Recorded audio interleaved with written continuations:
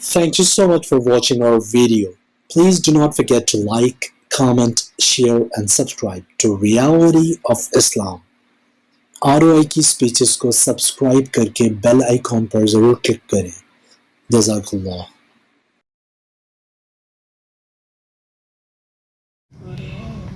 सूरह यूसुफ 13 से 12 है, 63 नंबर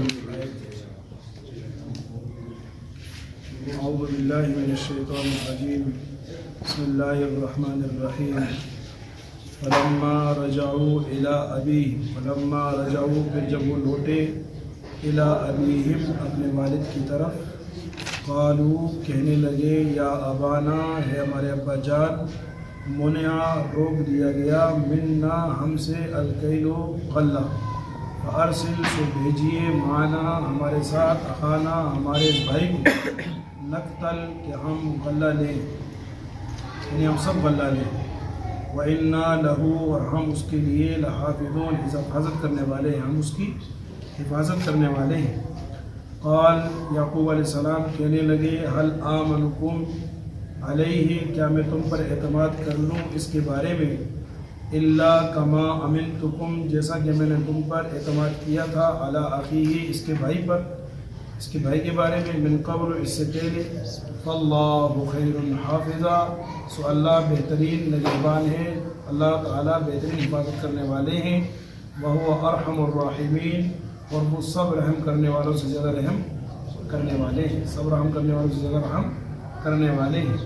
वलम्मा और फिर जब फ़तहू इन्होंने खोला मताअहुम अपना सामान वजदू पाया बिदाअतहुम अपनी पूंजी को रुद्दत जो लौटा दी गई है इलैहिम इनको क़ालू तो ये कहने लगे या अबाना या हमारे अब्बा जान मा नबगी और हमें क्या चाहिए कहने लगे ए अब्बा जान मा नबगी और हमें क्या चाहिए या तर्जुमा होगा मा नबगी हम आपसे कुछ दराहिम कुछ माल नहीं चाहते हादिही बिदाअतुना ये हमारी पूंजी रुद्दत इलैना लौटा दी गई है हमें वनमीरु अहलना अब हम गल्ला लेंगे अपने घर वालों के लिए वनहफ़ज़ु अखाना और हिफाजत करेंगे अपने भाई की वनज़दादु और हम ज़्यादा लेंगे कैल बाईर एक ऊँट का बोझ गल्ला एक ऊँट के बोझ के बराबर गल्ला ज़ालिका कैलुन यसीर और ये गल्ला लेना आसान है।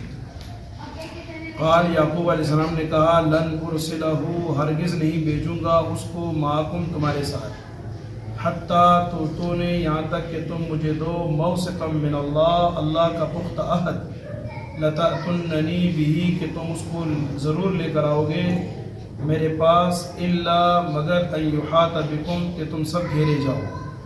फलम्मा आतहू मौसिक़हू फिर जब उन्होंने दे दिया याक़ूब अलैहिस्सलाम को अपना पुख्ता अहद क़ाल याक़ूब अलैहिस्सलाम बोले अल्लाहु अला मा नक़ूल अल्लाह ताला उस पर जो हम कह रहे हैं जो हम गुफ्तगू कर रहे हैं वकील निगहबान है। फलम्मा रजाऊ फिर जब ये लौटे इला अबीहिम अपने वालिद के पास क़ालू कहने लगे या अबाना ए अब्बा जान मुनिअ मिन्नल कैल रोक दिया गया हमसे गल्ला फ़अरसिल माना सो भेजिए हमारे साथ अखाना हमारे भाई को नक्तल कि हम गल्ला लें व इन्ना लहू लहाफ़िज़ून और हम उसकी अलबत्ता हिफाजत करने वाले हैं।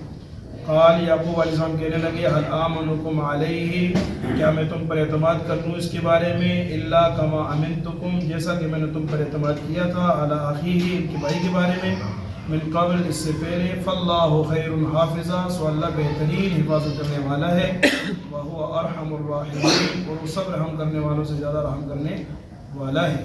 वलम्मा फ़तहू और जब इन्होंने खोला मताअहुम अपना सामान वजदू बिदाअतहुम पाया अपनी पूंजी को रुद्दत इलैहिम के लौटा दी गई है इनको क़ालू कहने लगे या अबाना या हमारे अब्बा जान मा नबगी हमें और क्या चाहिए हादिही बिदाअतुना ये हमारी पूंजी रुद्दत इलैना हमें लौटा दी गई वनमीरु अहलना अब हम गल्ला लेंगे अपने घर वालों के लिए वनहफ़ज़ु अखाना और हिफाजत करेंगे अपने भाई की वनज़दादु और ज़्यादा लेंगे कैल बाईर एक ऊँट का बोझ गल्ला ज़ालिका कैलुन यसीर ये गल्ला लेना आसान है।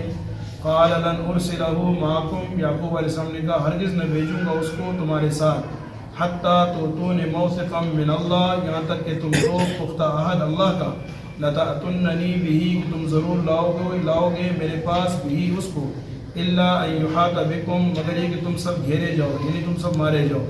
فلما آتوا موثقہم، جب انہوں نے دے دیا اس کو موثقہم، اپنا پختہ عہد، قال اللہ علی ما نقول وکیل، تو یعقوب علیہ السلام کہنے لگے اللہ ہی نگہبان ہے ہمارے اس گفتگو پر، ان باتوں پر۔ حضرت یوسف علیہ السلام نے بھائیوں کو دھمکی دی کہ اگر تم اپنے اس بھائی کو لے کر نہ ہوگے میرے پاس تو تمہیں غلہ نہیں ملے گا، میں تمہیں جھوٹا سمجھوں گا۔ چنانچہ یہ لوگ اپنے والد کے پاس پہنچے، والد سے گفتگو ہوئی اور کہنے لگے ابا جان آئندہ کے لیے غلہ بند کر دیا گیا ہے، اب ہمیں وہ پہلے تو انہوں نے بتا دیا یعقوب علیہ السلام کو کہ بڑا رحیم کریم آدمی ہے عزیز مصر، اور بڑا جو ہے وہ نیک دل انسان ہے، عدل انصاف کرتا ہے، اور اس نے ہمیں یوں غلہ دے دیا، لیکن اب آئندہ کے لیے ہم سے غلہ روک دیا ہے۔ اگر اس نے کہا کہ بھائی کو نہیں لاؤ گے تو غلہ نہیں ملے گا، سو ہمارے ساتھ ہمارے اس بھائی بنیامین کو بھیج دیجئے نقتل، کہ ہم سب غلہ لے لیں، اور بعض قرأتوں میں یقتل بھی ہے کہ وہ غلہ لے لے، یعنی ہمارا بھائی بھی غلہ لے لے، وَإِنَّا لَهُ لَحَافِظُونَ، اور ہم اس کی حفاظت کریں گے، آپ کو اس پہ ڈر نہ ہو، کوئی خطرہ نہ ہو، انشاءاللہ بھرپور طریقے سے اس کی حفاظت کریں گے۔ چونکہ یعقوب علیہ السلام پہلے صدمہ اٹھائے ہوئے تھے، اس لیے کہنے لگے قَدْ آمَنُكُمْ عَلَيْهِ إِلَّا كَمَا أَمِنْتُكُمْ عَلَىٰ أَخِي، میں تم پر اعتماد کر لوں جیسا کہ میں نے تم پر اعتماد کیا تھا اس کے بھائی کے بارے میں اس سے پہلے، چونکہ انہوں نے اس وقت بھی کہا تھا یا ابا جان یوسف کو ہمارے ساتھ بھیج دیجئے، ہم اس کی حفاظت کریں گے، ہم اس کے خیر خواہ ہیں۔ پھر انہوں نے کئی گناہوں کا ارتکاب کیا، والد سے جھوٹ بولا، بھائی کو لے جا کر اس پر جو ہے بچپن کے اندر جو ہے وہ تشدد کیا، اور پھر اس کو غلام بنا کر بیچا، ایک آزاد آدمی کو غلام بنا کر بھیجا، کئی جرائم کا ارتکاب کیا۔ اس لیے یعقوب علیہ السلام نے اظہار کر دیا کہ بھائی پہلے تم پر اعتماد کر چکا ہوں اور تم نے مجھے دھوکہ دیا ہے، کیا میں پھر تم پر اعتماد کروں؟ اس سے علماء نے یہ لکھا ہے کہ یعقوب علیہ السلام پر بات کھل چکی تھی، جن لوگوں نے مجھ سے جھوٹ بولا ہے، لیکن والد ہونے کی وجہ سے انہوں نے ان بیٹوں سے قطع تعلق نہیں کیا۔ مفتی شفیع صاحب رحمہ اللہ فرماتے ہیں اس سے یہ بات معلوم ہوتی ہے کہ اگر والد کو یہ امید ہو کہ میرے بچوں کی اصلاح ہو جائے گی، یعنی بچے اگر نافرمان ہیں، والد کو دھوکہ دیتے ہیں یا کس طرح کا مسئلہ ہے، اس کو امید ہے کہ میرے بچوں کی اصلاح ہو جائے گی، یہ ٹھیک ہو جائیں گے، تو بچوں سے قطع تعلق نہیں کرنا چاہیے، ان کی اصلاح کی کوشش کرتے رہنا چاہیے۔ لیکن اگر بالکل مایوسی ہو جائے اور یہ خطرہ بھی ہو کہ یہ اوروں کے دین کے نقصان کا سبب بنے گی، تو پھر قطع تعلق کر لینے کی گنجائش ہے۔ یعقوب علیہ السلام نے قطع تعلق نہیں کیا، ان کو کہا کہ تم پر ایسے اعتماد کرو جسے پہلے کیا تھا، ایسا نہیں ہو سکتا۔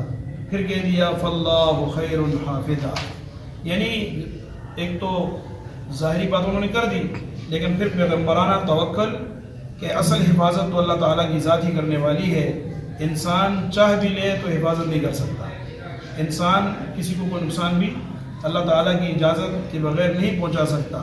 اس لیے انہوں نے اپنے خاندان کی ضرورت کو دیکھتے ہوئے کہا فَاللَّهُ خَيْرٌ حَافِظًا۔ اس پر کعب احبار رحمہ اللہ جو کہ تابعی ہیں، بڑے تابعی ہیں، وہ کہتے ہیں کہ اس پر اللہ تبارک و تعالیٰ نے فرمایا وَعِزَّتِي وَجَلَالِي، مجھے اپنی عزت اور میرے جلال کی قسم لَأَرُدَّنَّ عَلَيْكَ ابْنَيْكَ كِلَيْهِمَا، میں تیرے دونوں بیٹے تجھے واپس کروں گا، اس لیے کہ تو نے مجھ پر توکل کیا ہے۔ تو انہوں نے کہا اللہ خیر حافظہ، اللہ تبارک و تعالیٰ بہترین حفاظت کرنے والے ہیں، وَهُوَ أَرْحَمُ الرَّاحِمِينَ، اور وہ سب رحم کرنے والوں سے زیادہ رحم کرنے والے ہیں۔ وَلَمَّا فَتَحُوا مَتَاعَهُمْ، اب جب گفتگو ہوئی اور پھر انہوں نے اپنا سامان کھولا، اپنا غلہ کھولا، تو دیکھا جی کہ جو پونجی ہم عزیز مصر کو دے کر آئے تھے وہ تو واپس انہوں نے ہمارے سامان میں رکھ دی ہے، ہمارے سامان میں موجود ہے۔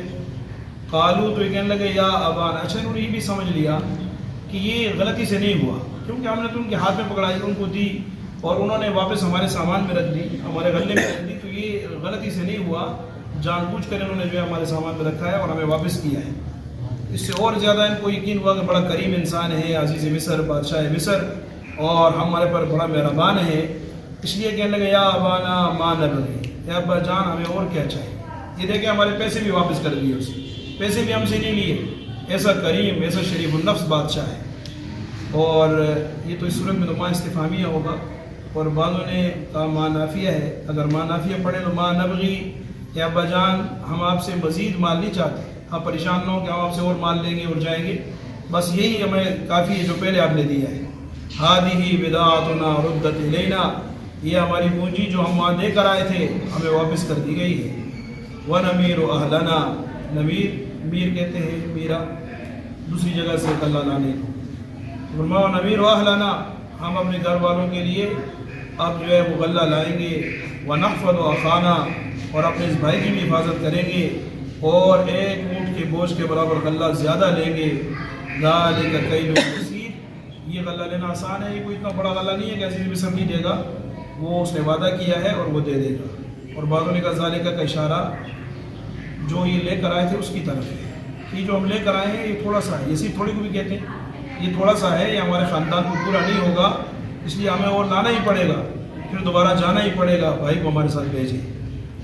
قال لن ارسلہ معکم، یعقوب علیہ السلام نے فرمایا کبھی تمہارے ساتھ اس کو نہیں بھیجوں گا، ہرگز نہیں بھیجوں گا، یہاں تک کہ تم پختہ حق دے دو اللہ تعالیٰ کا کہ تم ہر حال میں اس کو میرے پاس لے کر آؤ گے، الا یہ کہ تم سب گھیرے جاؤ، کوئی مصیبت ایسی آفت آ جائے تم سب اس میں گرفتار ہو جاؤ. اور بعض علماء نے اس کا معنی کیا کہ تم سب ہلاک ہو جاؤ، سب مارے جاؤ، تم سب کو موت آ جائے تو پھر تو ٹھیک ہے، ورنہ بنیامین کو ہر حال میں لے کر آؤ گے، یہ عہد دے دو. چنانچہ ان سب نے قسمیں کھائی کہ ہم اس کو واپس لے کر آئیں گے.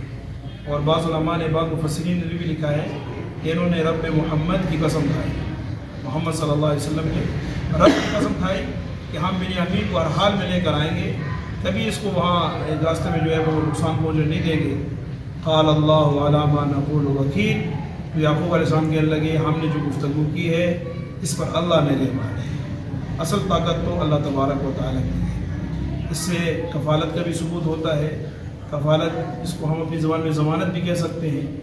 کفالت دو قسم کی ہوتی ہے، کفالت بالمال، ایک کفالت بالنفس. کفالت بالمال یہ ہے کہ ایک آدمی مقروض ہے اور وہ قرض ادا نہیں کر سکتا اور قرض خواہ سے مطالبہ کرتا ہے، ایک اور آدمی کہتا ہے جی میں ضامن ہوں، اس کو آپ مہلت دے دیں، اتنی مہلت دے دیں 2 مہینے 4 مہینے سال کی، اور اگر اس نے نہ دی ہے تو میں ادا کروں گا، اس کو ادا کرنے پڑیں گے وقت مقرر پر. یہ تو کفالت بالمال ہے. ایک کفالت بالنفس ہے، امام مالک اس کو جائز نہیں کہتے، باقی ائمہ اس کو جائز کہتے ہیں. ایک آدمی مثلا قصاص میں پکڑا گیا اور وہ کچھ مہلت مانگنا چاہ رہا ہے، یا کسی اور اس طریقے سے معاملے میں مثلا کوئی اس کا جو ہے نا وہ ہاتھ کاٹنے کا معاملہ ہے، یا کوئی اور اس پر تہمت وغیرہ ہے، تو کوئی آدمی اس کی ضمانت دیتا ہے کہ میں اس کا ضامن ہوں، اس کو آپ چھوڑ دیں، میں اس کو فلاں تاریخ کو حاضر کر دوں گا اور فلاں وقت میں اس کی ضمانت دیتا ہوں، کفالت دیتا ہوں کہ فلاں وقت میں اس کو حاضر کر دوں گا. تو باقی ائمہ اس کو جائز کہتے ہیں، امام مالک اس کو جائز نہیں کہتے. احناف اس کو جائز کہتے ہیں. ترمذی شریف کی حدیث ہے کہ الغارم الزعیم غارم، اس سے وہ استدلال کرتے ہیں کہ حضور صلی اللہ علیہ وسلم نے فرمایا کہ جو ضمانت لیتا ہے وہ ذمہ دار ہوتا ہے اور اسی پر تاوان آتا ہے. اور بھی بہت ساری احادیث ہیں، مثلا ابو ہریرہ رضی اللہ عنہ کی حدیث ہے بہقی شریف میں کہ وہ کہتے ہیں کہ ایک آدمی تہمت اس پر لگی کسی بات کی اور وہ پکڑا گیا، تو ایک شخص نے اس کی کفالت لی، آپ صلی اللہ علیہ وسلم نے اس کی کفالت قبول کی. اور بھی احادیث ہے جس سے حناف استدلال کرتے ہیں کہ کفالت بالنفس جائز ہے کسی کی جان کی، لیکن اس میں یہ ہے کہ اگر بالفرد وہ حاضر نہ کر سکا مقررہ تاریخ پر تو یہ نہیں ہے کہ اس کے بدلے اس سے قصاص لیا جائے گا اور اس کو قتل کیا جائے گا یا اس سے اس کے ہاتھ کاٹا جائے گا، بلکہ اس سے دیت لی جائے گی، یہ دیت دے گا. اگر وہ حاضر نہ کر سکا اس شخص کو تو پھر یہ اس کی دیت دے گا. تو اس سے پتہ چلتا ہے کہ جو سوشل میڈیا پہ عموماً اور ویسے لوگ بیان بھی کرتے ہیں، بعض مقررین بغیر تحقیق کے ایک واقعہ لمبا چوڑا واقعہ بیان کیا جاتا ہے کہ حضرت عمر رضی اللہ عنہ کی مجلس لگی ہوئی تھی اور اتنے میں جو ہے ایک شخص آتا ہے اور آ کر کہتا ہے امیر المومنین یہ شخص میرے والد کا قاتل ہے، مجھے قصاص دلوائیں. حضرت عمر رضی اللہ عنہ پوچھتے ہیں اس سے، وہ کہتے ہیں ہاں جی میرا باغ تھا اور اس کا باغ جو ہے بغیر اجازت کے سواری پر سوار ہو کر وہاں آیا اور میں نے اس کو ویسے ہی پتھر مارا اور اس کو لگ گیا اور وہ مر گیا. حضرت عمر رضی اللہ عنہ فرمایا ٹھیک ہے پھر قصاص دینا پڑے گا. اور اس شخص نے کہا جی میں قصاص دینے کو تو تیار ہوں لیکن میرے بیوی بچے صحرا میں ہیں اور مجھے تھوڑی سی آپ مہلت دے دیں، میں ان تک چلا جاؤں اور ان کو بتا دوں کہ میں مرنے والا ہوں، مجھے قصاص میں قتل کیا جائے گا اور ان کو میں کسی ٹھکانے لگا دوں، پھر میں آ جاؤں گا. تو جیسے اس کو اجازت نہیں مل رہی تھی، مہلت نہیں مل رہی تھی. حضرت عمر رضی اللہ عنہ پریشان تھے، پورا مجمع سناٹا چھا گیا، سارا مجمع پریشان ہو گیا. اتنے میں جو ہے وہ حضرت ابو ذر رضی اللہ عنہ جو اس وقت بڑی عمر کے تھے، کھڑے ہوئے اور انہوں نے کہا اے عمر، میں اس کی کفالت لیتا ہوں، اس کی ضمانت لیتا ہوں، آپ اس کو اجازت دے دیں. انہوں نے کہا دیکھو اے ابو ذر، اگر یہ نہ آیا مقررہ تاریخ پر تو پھر مجھے آپ کی جدائی کا صدمہ سہنا پڑے گا. حضرت ابو ذر رضی اللہ عنہ نے فرمایا میں تیار ہوں. وہ آدمی چلا گیا اور 3 دن کی مہلت اس نے دی تھی. 3 دن کے تیسرے دن کا جو ہے وہ عصر کے وقت الصلاۃ جامعہ کی آواز لگ گئی اور صحابہ جمع ہو گئے اور لوگ جمع ہو گئے مسجد میں. حضرت عمر رضی اللہ عنہ بیٹھے ہیں، ابو ذر رضی اللہ عنہ سامنے بیٹھے ہیں اور ابھی جو ہے وہ حضرت عمر کو بھی یہ فکر ہے کہ کہیں ابو ذر رضی اللہ عنہ کو جو ہے وہ قتل نہ کیا جائے، اس کے بدلے میں وہ شخص نہیں آیا. تو اتنے میں جو ہے وہ سورج غروب ہونے والا تھا کہ وہ آدمی، حضرت عمر رضی اللہ عنہ نے فرمایا ابو ذر وہ آدمی کدھر ہے؟ ابو ذر نے کہا میں نہیں جانتا، مجھے نہیں پتا. اتنے میں جو ہے وہ آدمی ہانپتا کانپتا پہنچ گیا اور سارا مجمع حیران ہو گیا.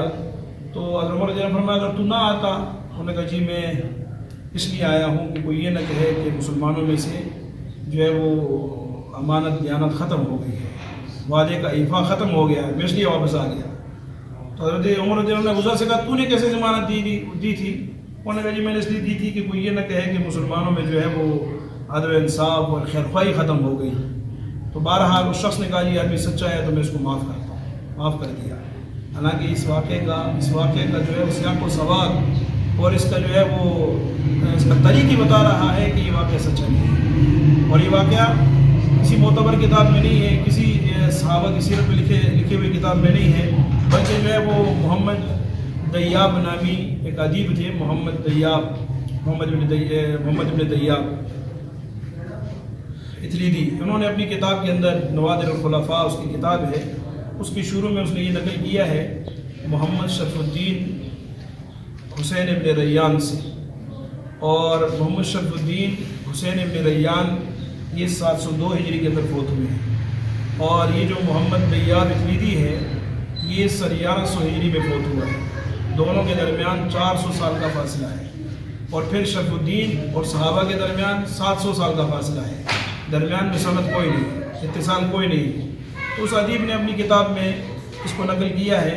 اسی طریقے سے جو ہے کہ صحیح مجانی الادب فی حدائق العرب اس میں بھی جو ہے اس کو لکھا ہے، لیکن یہ واقعہ صحیح نہیں ہے، کیونکہ ایک تو اس میں کفالت میں قتل نفس کا واقعہ آ رہا ہے، اور پھر ایک طرف کہا جا رہا ہے کہ میرے باغ میں جو ہے وہ آدمی گھس گیا، اور دوسری طرف کہہ رہا ہے میرے بیوی بچے صحرا میں بیٹھے ہوئے.